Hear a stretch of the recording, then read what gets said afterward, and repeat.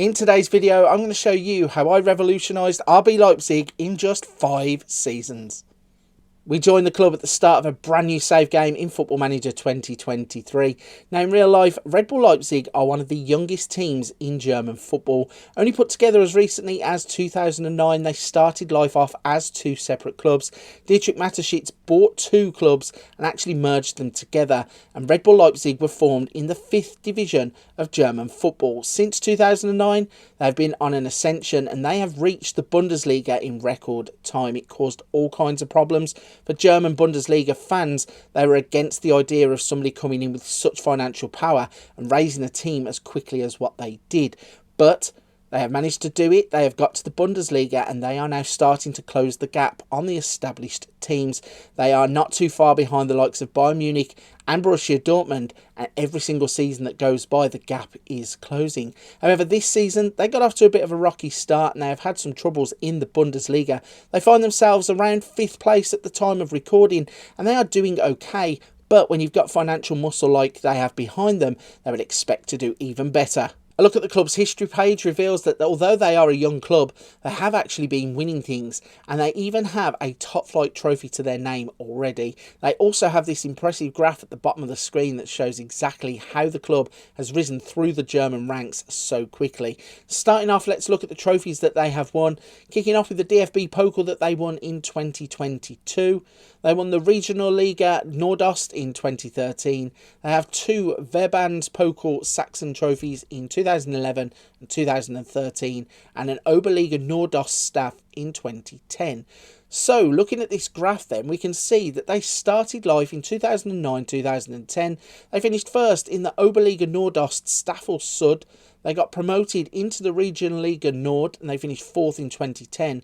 They then went on to finish 3rd in that competition before they won it in 2012, 2013, getting promoted to the next division. Straight away, they got into the 3 Liga. They finished 2nd and got promoted again.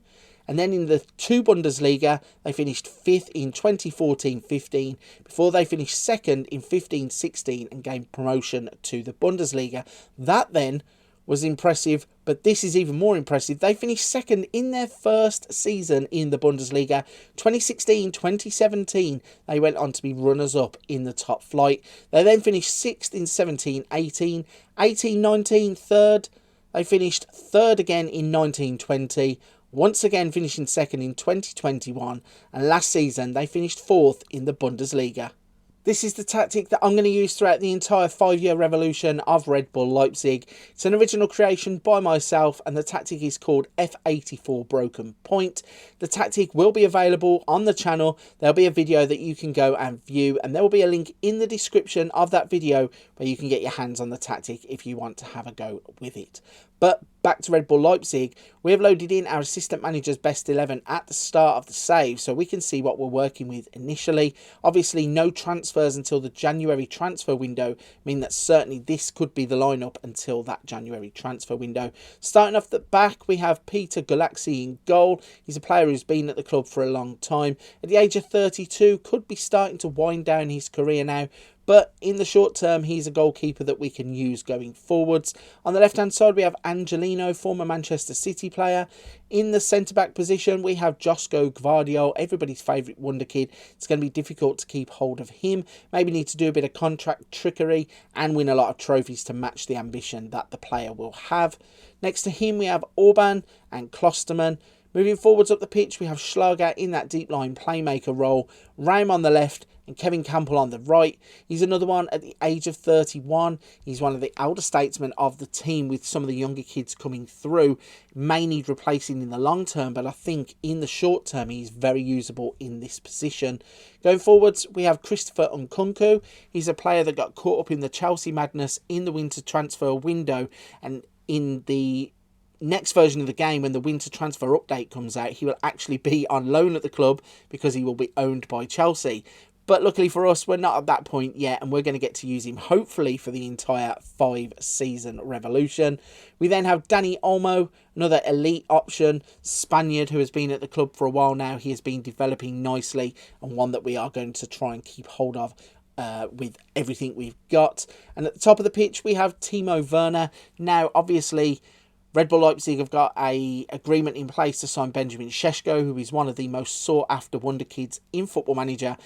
But at the start of the game, we've got Timo Werner, and we're going to try and make him work at the top of the pitch. Luckily for us, he's quite versatile, so even once Šeško comes in, we can play him in a few other positions to try and get everybody into the team that we need. Looking at that starting 11 then, there aren't too many weaknesses at the start of the game, but there are always room for improvement. Schlager, Campbell, as I've mentioned, they're two players that I might replace going forward. Schlager, I think, has room for development still, only around 24 years old, the Austrian. Next to Gvardiol, we could buy an elite centre-back to try and convince him that that partnership will propel us further on in terms of the Bundesliga. But I think as a starting block, we really have a team that we can use in the here and now and develop for the long term. A look at the competitions tab reveals to us exactly what the board expect of us in the first season. So in the Bundesliga, they want us to qualify for the UEFA Champions League. In the Champions League, they want us to reach the round of 16 at a minimum.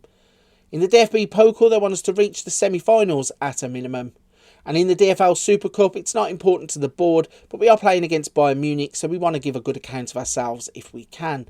In terms of the Bundesliga, if we go into the season preview, we find ourselves in third place, 18-1 outsiders to win the Bundesliga. If we have a little look in more detail, last season we finished in fourth place on 58 points, so that is the first target for the save.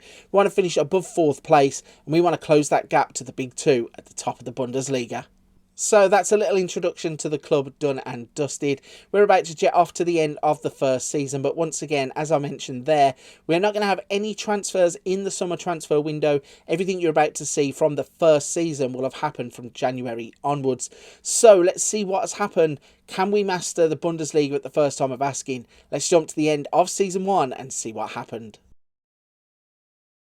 Here we go then, we have jumped forwards to the end of the first season. It's now the 11th of June 2023 and season 1 is in the books. As always, we're going to kick things off by showing you all of the major transfers that happened with the club, both in and out. Starting off with the outs, there was only one major outgoing, and that was Yussuf Poulsen. He was allowed to go to Almeria for £7.5 million.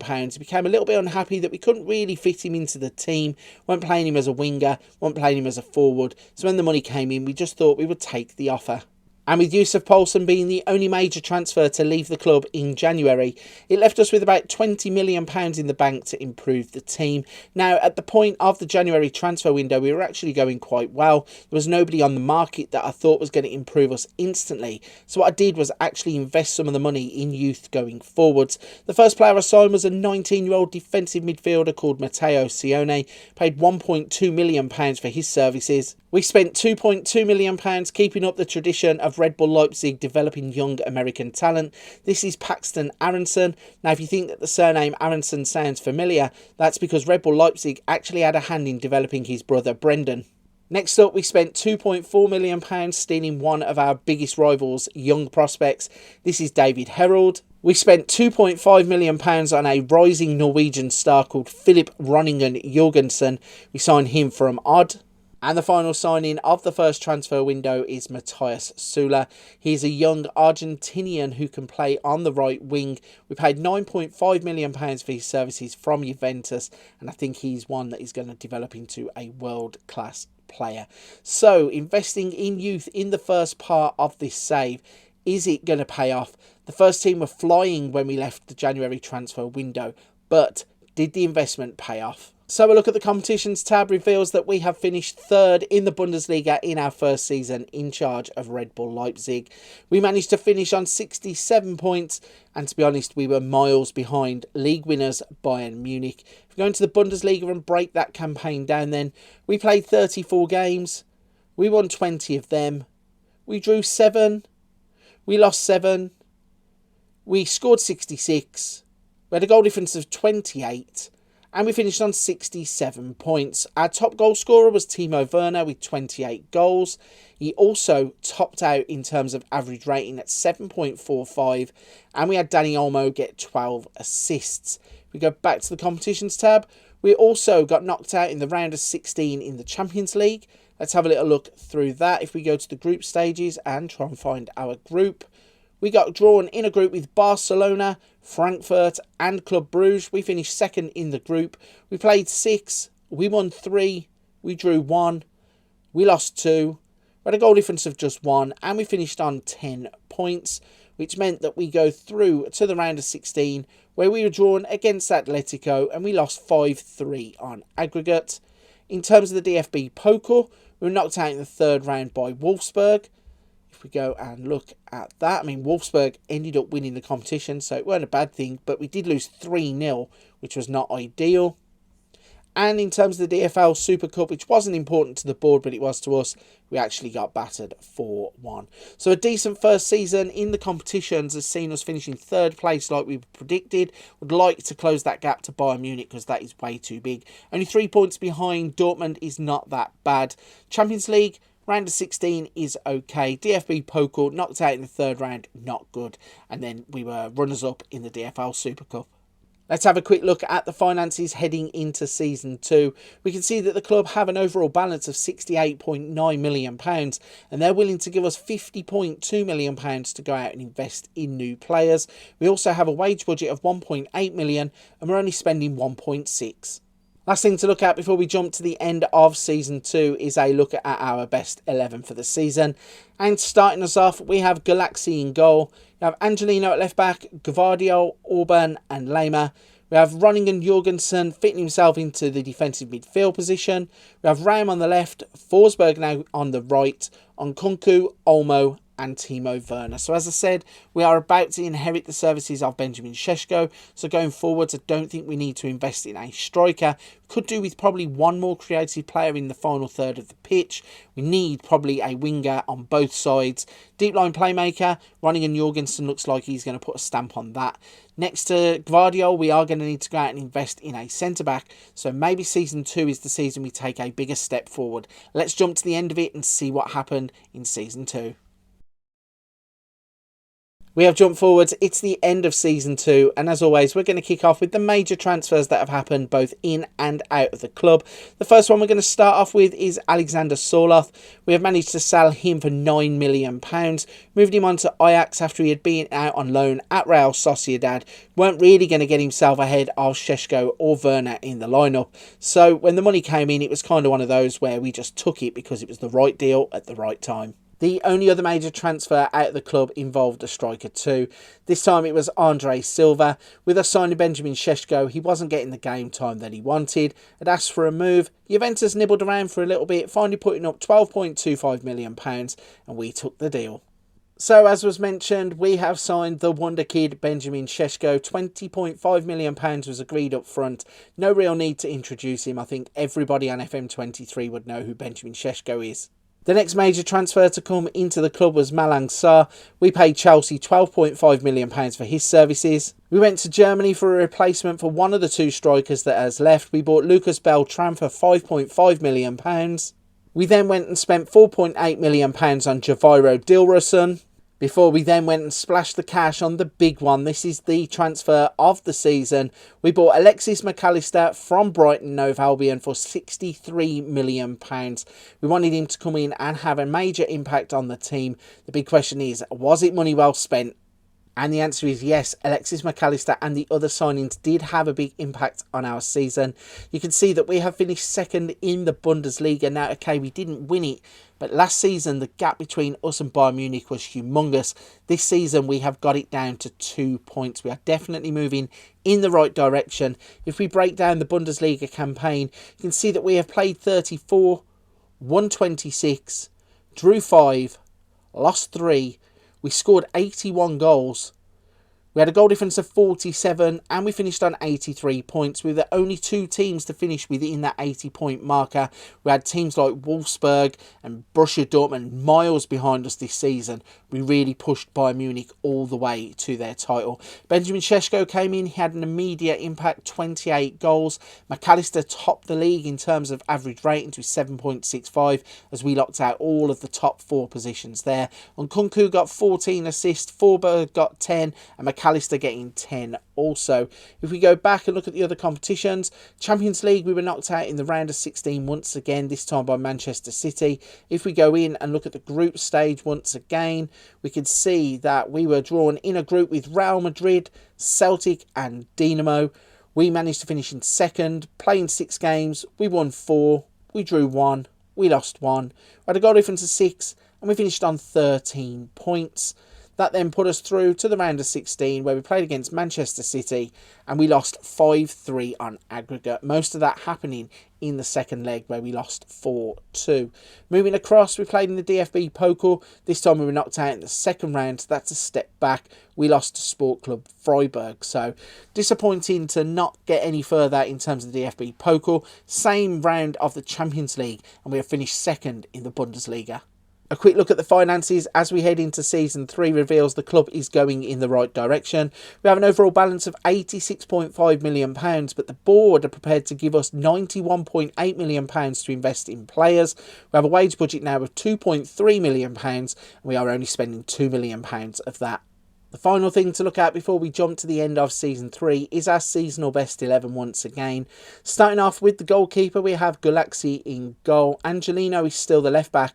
We now have Malang Sarr and Gvardiol as our defensive partnership, with Lema as right back. We have Groningen Jorgensen in that deep line playmaker. Timo Werner now has moved across to be a left winger, with Nkunku on the right hand side. Alexis McAllister slots himself into the attacking midfielder role. Dani Olmo as our shadow striker, and Benjamin Šeško, the main man, now at the top of the pitch. So a few areas that we're going to look to invest in, probably in wing backs. Angelino and Lema probably aren't the best available options that we could go and buy, so there are going to be players out there that we can use to upgrade those positions. Timo Werner is square peg, round hole, not really a left winger, so maybe we could look at a position there. But in terms of the rest of the team, we are looking pretty solid. It's going to take the right type of player to come on the market for the right type of money, and that's the only way really we're going to be able to upgrade positions as we go along from here on in. Right then, that is the team at the end of Season 2. Let's jump to the end of Season 3 and see what happens as we move forwards in the 5-year revolution. We have now jumped forwards. It's the end of Season 3, and as always, we're going to kick off by showing you the major transfers both in and out of the club. Starting off with Kevin Campbell at the start of the save, I did highlight him as one that I wasn't too sure if he had a long-term future at the club. He ran his contract down after refusing some reduced terms, and we allowed him to go to AZ Alkmaar on a free. After losing his place in the team to Malang Sarr, Willy Orban became upset, wanted a move. Wolfsburg came in and gave us £1.8 million. It was either that or he ran his contract down, so we took the £1.8 million. And the final major transfer of Season 3 saw David Raum go to Al Shabab. We sold him for £9.75 million. Moving on to the major signings for the club, the first of which was Roger Ibanez. We paid £49.5 million to Roma for his services. He's a player that I think will slot in alongside Josko Gvardiol and complement his game. Next up, we went to Villarreal and we paid £20 million for João Mario, a player who is comfortable playing in a number of positions and is a natural almost everywhere on the right-hand side of the pitch. Next up, we paid £24.5 million for Ibrahim Sangare. We signed the big, strong central midfielder from PSV to give Ronnie Jorgensen a bit of competition in the middle of the park. And the final transfer of Season 3 was Marcus Holmgren Pedersen. He's a player who can play as a wing-back on the left or a wing-back on the right, and a player with that versatility is always welcome in our team. He only cost £12.75 million, so could turn into a bit of a bargain. Right then, those are the players that we have acquired. You've seen the players that have left the club, and as always, we're now going to jump forwards and see, was this money well spent? And of course, yes, every single penny of that money was money well spent, as we can finally say that Red Bull Leipzig are champions of Germany. We have delivered them their first ever Bundesliga title, and we did it in style. We won the league by 12 points from Borussia Dortmund. If we go into the league and break down that campaign, we played 34 games, we won 26, we drew 4, we lost 4, scored 89 goals, had a goal difference of 57, and we finished on 82 points. That was 12 points clear of Borussia Dortmund. And finally, we can say that we are league champions. Benjamin Šeško, he impressed. He got 41 goals in a single season. He got an 8.03 average rating to go with it. Alexis McAllister continues to play brilliantly. He got a 7.47 average rating. He got 10 assists, and Dani Olmo got 9. If we go into the other competitions, we can see we have now progressed in the Champions League, but once again came up against Manchester City and got knocked out in the semi-finals. If we go into it now, it has changed. We are in the league phase. We finished 14th, where we played 8, won 4, drew 2, lost 2, had a goal difference of 12, and we finished on 14 points. That means that we then qualified for the knockout phase, where we played against Lyon. We won 4-2 on aggregate. We moved on to the round of 16, where we played against Barcelona, and we beat them 4-3 on aggregate. Going into the quarterfinals, we were drawn against Arsenal. We beat them 3-2 on aggregate, where finally we came up against Manchester City, and unfortunately we got outclassed as we were beaten 4-1 on aggregate in the semi-final. Moving on to the DFB Pokal, we reached the semi-final, so progress in the competition, but still didn't win it. If we go in and look at us from the third round on, we played against Hamburg in the third round and won 4-1. In the quarterfinals, played against Borussia Mönchengladbach and we won 1-0. In the semi-finals then, we came up against Hoffenheim, and unfortunately we had an off day where we lost 1-0. Once again, we played in the DFL Super Cup, and this time we ended up winning the game, and we beat Bayern Munich on penalties after a 1-1 draw in 90 minutes. So fantastic Season 3. Benjamin Šeško coming through with the goods. 41 goals, fired us to our first Bundesliga title. Looking at the finances heading into Season 4, we can see the board now have £71 million as an overall balance, and they're giving us £68.6 million to continue to invest in the playing squad. We have a wage budget of £2.4 million, and we are just spending £2 million. So we have a good gap there for wages, and we can go out and reinforce the squad. Before we move on to Season 4, we're going to have a look at our seasonal best 11 for Season 3. Starting off in goal, we have Galaxy still. Left back Angelino, Gavardio and Ibanez are now our new defensive partnership, with Mario playing as a right back. Sangare takes up the DLP position in the middle of the park. We have Werner on the left, Nkunku on the right, McAllister, Olmo and Šeško in the top end of the pitch. So looking at it, we've got £68 million to invest. Not too sure what I'm going to do with the money. Wing-backs probably are the area of concern for the team going forwards. Rest of the team looks okay. It might take 1 or 2 standout players to just come in just to improve positions or give us some squad depth. Right then, that's the standings at the end of Season 3. Let's jump forwards to the end of Season 4 and see how we get on. So we have now jumped to the end of Season 4, and as always, we're going to kick off with the major transfers both in and out of the club. Well, actually, there is only one major transfer out, and that is Angelino. He'd been in our seasonal best 11 since the start of the save, but his contract had run down. We didn't renew it. We've allowed him to go to Real Betis with a view of replacing him in that left-back slot. And replacing him in that left-back slot is Luca Netz. We paid £15 million to Borussia Mönchengladbach. Next up, we looked to add a bit of creativity to that attacking third of the pitch. We signed Curtis Jones from Liverpool for £27 million. We paid Dortmund £4.5 million for Jamie Bino Gittens, giving us options on either wing. We then went back to Borussia Mönchengladbach and we signed their other wing back, this time on the right-hand side. We signed Joe Scally. He cost us £9.5 million from Borussia Mönchengladbach. And the final transfer of Season 4 saw a change between the sticks. We went out, we paid £30 million for Diogo Costa from Porto. So those are the transfers both in and out. Once again, as always, was it money well spent? Did we retain our Bundesliga? Let's look at the competitions and find out.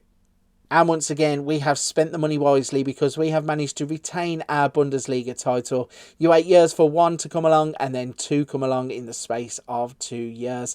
We have won the league this time by 12 points once again, this time beating Bayern Munich. If we break it down, we can see that we played 34, we won 27, we drew 3, lost 4, scored 87, had a goal difference of 54, and we finished on 84 points.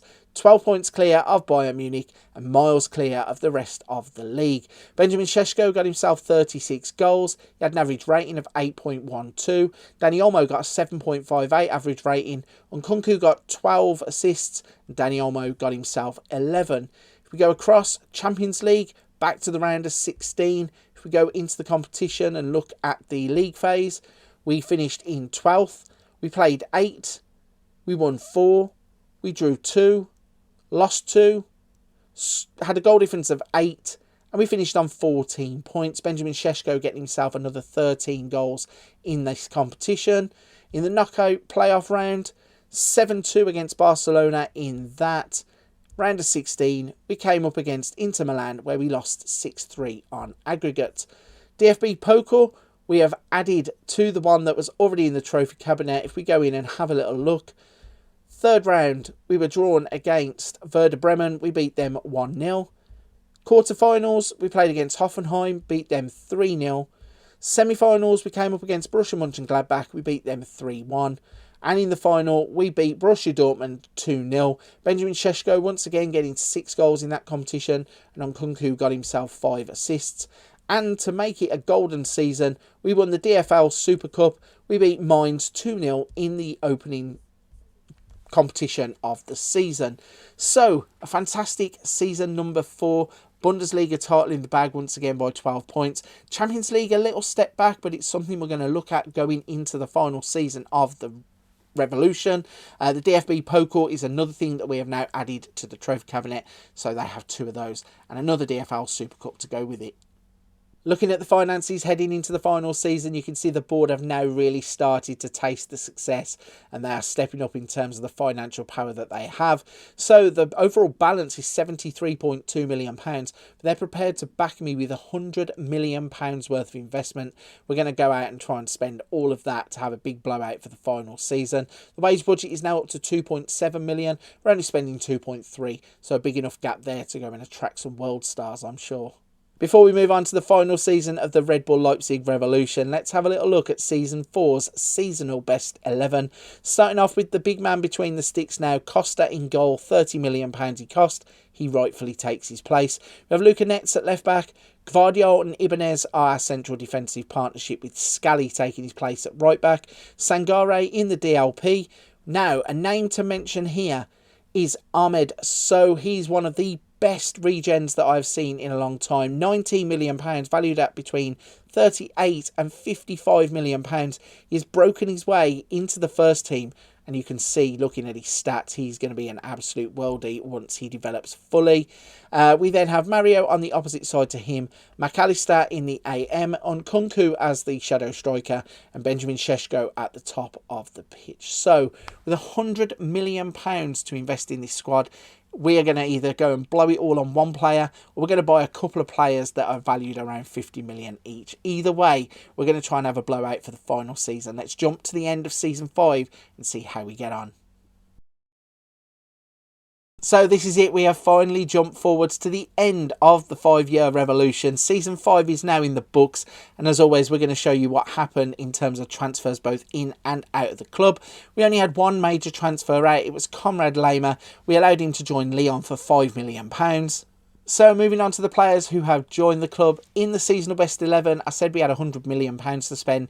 Didn't know whether I was going to try and whack it all on one player or buy a couple. Turns out I did buy a couple, but the first of which cost £60 million. We had to pay that to Leverkusen to buy him from a rival. It's Florian Wirtz. He is an absolute fantastic footballer. Now at the age of 24, valued at £69 million. A player who fits seamlessly into any team in Football Manager 2023. And the other big money signing of Season 5 was Martin Dardai. We have bought him from Hertha Berlin.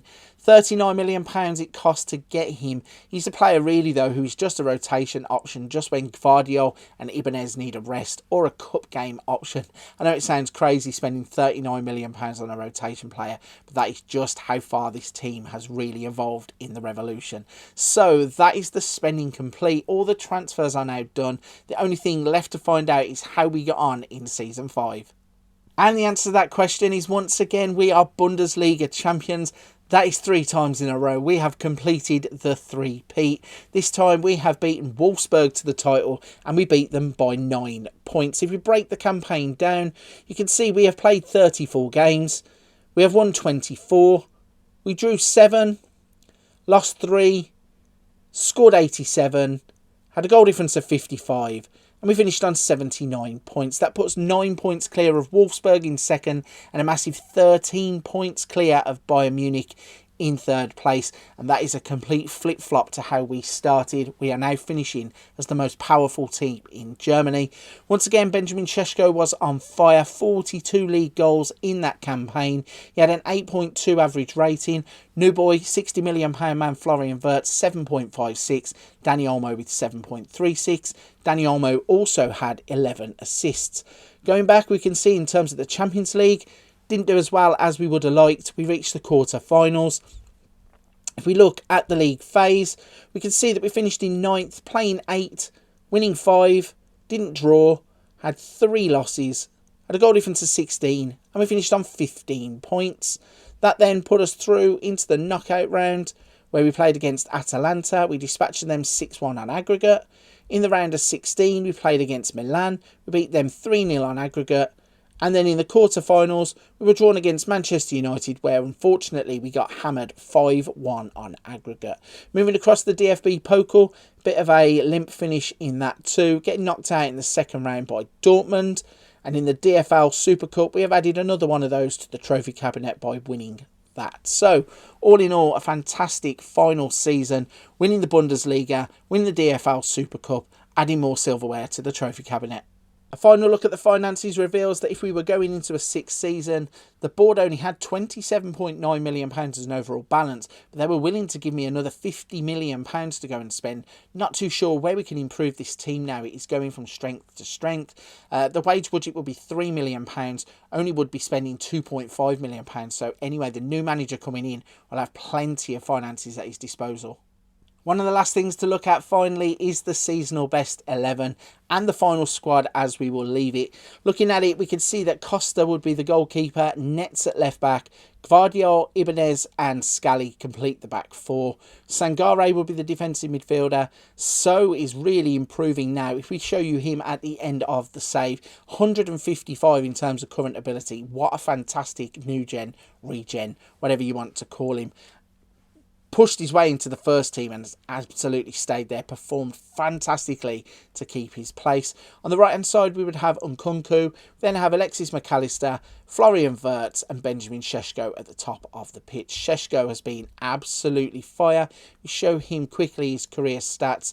He has there just scored 40. He scored 28, 41, 36 and 42. If we go back and look at his totals overall, Benjamin Šeško has played 116 games for Leipzig. He has scored 147 goals. By far one of the best strikers in the game, probably only second to Erling Haaland. A fantastic team that we have built, and it's been really good getting into Germany, turning it around with Bayern Munich and really pushing Red Bull Leipzig to the forefront of German football. One final thing to look at then is the overview in the history. When we came here before, they didn't have as much silverware as they have got now. We have got 3 Bundesliga trophies, 25, 26 and 27. Another DFB Pokal to add to the collection, 2026. We have got 3 Super Cups, 24, 25 and 26. And that now leaves them with a total of 8, 10, 12 trophies to their name. Much better position than they were in when we first arrived at the club. So if you're still with me at this point of the video, firstly a big thank you. I hope you have enjoyed this Revolution video. There will be another one coming out soon. If you are liking them, don't forget to hit the like and subscribe button to help the channel. Really, the support that has been pouring out for the channel across the past couple of months has been fantastic. Really cannot thank people like yourself who are watching the content, supporting the content, interacting with it enough. Really means a lot to me to see the channel growing as strong as it is. Before you go, don't forget there are other things on the channel. We have other rebuilds, there are Let's Plays, Wonder Kids, hints, tips, tutorials, a bit of something for everybody on the channel. But for this one, I'm going to wrap it up there. Thank you for watching the Red Bull Leipzig Revolution. I'll see you on another video soon.